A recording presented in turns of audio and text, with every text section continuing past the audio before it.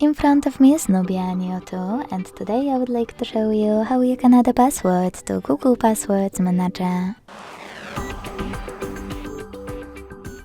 Begin by opening Settings and scrolling down to access passwords and accounts. Then hit this gear next to Google. Select Google Password Manager, and to add a password, hit Add Password in Passwords category. Then input all of those informations. Type in any website. Hit Select App to tap on the chosen one. Enter your username, email or phone number, password, and even take some helpful notes.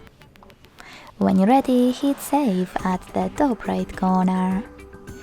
Thanks so much for watching. If you enjoyed this video, smash that like button, comment and subscribe.